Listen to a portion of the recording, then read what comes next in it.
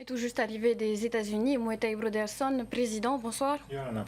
Alors avant d'entamer cet entretien, il nous a paru évident de vous faire réagir sur le conflit israélo-palestinien, des scènes d'horreur auxquelles assistent même des Polynésiens. Ils ont pu échanger avec le député Temat El Gaïk, on l'a vu précédemment. À cette heure, à votre niveau, que pouvez-vous faire de plus? Écoutez, moi j'ai été en contact avec Père Bruno et d'autres membres de la délégation depuis le début de ces événements malheureux. Je voudrais d'abord adresser tout mon soutien à toutes les populations qui ont été touchées de part et d'autre. J'ai transmis donc tout de suite les coordonnées des contacts au ministère de l'Intérieur, à M. Darmanin, qui s'est rapproché donc du ministère des Affaires étrangères, et ils sont aujourd'hui donc inscrits sur cette liste des ressortissants français qui sont à évacuer d'Israël.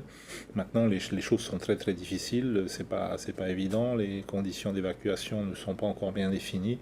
On va attendre demain pour voir s'ils peuvent rejoindre le Portugal comme c'était prévu. Bien, c'est entendu. On revient maintenant sur votre déplacement à l'ONU devant la 4e commission. Une séquence marquée par la présence, cette fois-ci, de l'ambassadeur de France. Mais sur le fond, pas de changement. Est-ce que vous n'avez pas l'impression que c'est un peu un dialogue de sourds?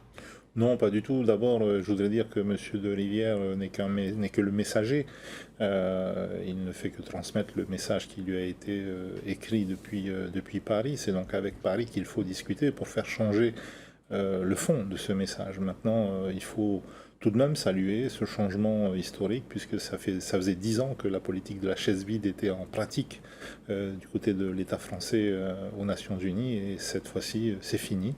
Donc pour moi, c'est le dialogue qui commence. Et ce dialogue, effectivement, il ne peut pas, je dirais, la diplomatie française, c'est un paquebot. Ça ne peut pas virer de bord à 180 degrés comme ça en un an. Ça va prendre un petit peu de temps, mais on va y arriver. Une présence certes, mais une position qui ne change pas. Le président du Tavini Wiratira, Oscar Temaru, a même déclaré que ce positionnement de la France est une honte. Vous, vous êtes montré beaucoup plus modéré, nuancé. N'est-ce pas là à nouveau l'illustration des dissensions au sein du parti? Non, il n'y a pas du tout de dissension. Il y a des différences de caractère. Je suis quelqu'un de modéré. J'ai toujours été quelqu'un de modéré. Ça ne va pas changer. Ça, c'est une donnée constante. Et je suis un partisan du dialogue. Donc pour moi, ce qui est important, c'est qu'on a ouvert ce dialogue. Ensuite, chacun va apporter ses arguments. Et moi, je ne suis pas allé à l'ONU en tant que militant Tavini. Je suis allé, il faut quand même le rappeler, je suis allé en tant que président de la Polynésie, de tous les Polynésiens, y compris de ceux qui aujourd'hui ne veulent pas de l'indépendance. Donc on ne peut pas, comme l'a fait le président Fritsch pendant toutes les années où il s'est rendu à l'ONU, on ne peut pas passer sous silence une partie de la population. Quand il s'exprimait à l'ONU, il ne parlait que des autonomistes. Moi, quand je vais à l'ONU, je respecte les indépendantistes, mais aussi les autonomistes. Vous représentez l'ensemble de la population, on l'entend, mais le but final, c'est le référendum. Le but final, c'est le référendum, et c'est important de le rappeler. Le but final à l'ONU, c'est d'aller mettre en place un processus de décolonisation et d'autodétermination. Ce n'est pas d'aller demander l'indépendance. L'indépendance, c'est ici qu'elle va se décider. Et pensez-vous y arriver avant la fin de votre mandature? Ah non, certainement pas. Je l'ai dit pendant la campagne.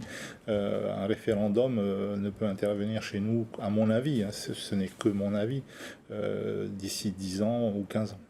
Rapidement, avant ce déplacement à l'ONU, vous êtes également rendu à Paris, puis à Washington. Oui. Cela n'a pas été vu d'un bon œil par l'opposition, qui estime que l'action publique doit d'abord se concentrer ici, au Fénois. Que répondez-vous?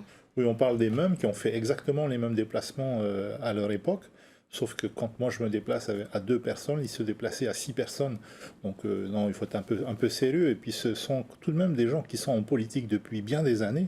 Et il semble oublier qu'un gouvernement, ça ne se résume pas à une seule personne. Ça, c'était les grandes années Floss où on avait un Uber président et des ministres qui étaient des marionnettes. Non, un gouvernement, c'est 10 personnes, c'est une vice-présidente, et ce n'est pas parce que le président n'est pas là que les affaires cessent. Un autre déplacement est prévu ce mois-ci. Du moins, le président Emmanuel Macron vous a invité. Il recevra l'ensemble des élus des Outre-mer le 20 octobre à l'Élysée. Confirmez-vous votre présence? Je ne peux pas confirmer ma présence à l'heure où on se parle, puisque vous le savez, la semaine prochaine va s'engager le congrès du SPTO, donc le Conseil du tourisme du Pacifique auquel je participe.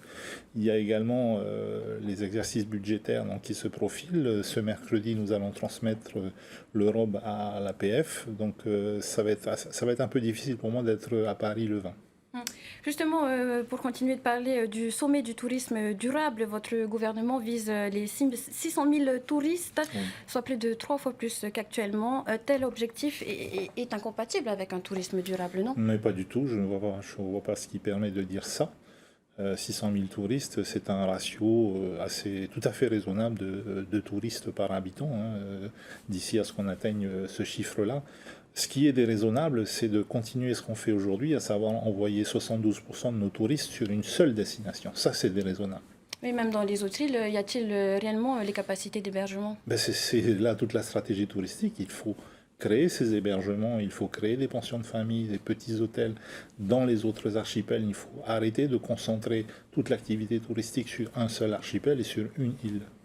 Vous parliez du budget du pays. Le budget primitif doit être déposé avant le 15 novembre. Vous êtes prêt? Votre gouvernement est prêt? Oui, tout à fait. L'Europe sera transmis donc, ce mercredi après le Conseil des ministres. Tout est calé. Merci, Monsieur le Président, d'avoir accepté notre invitation ce soir.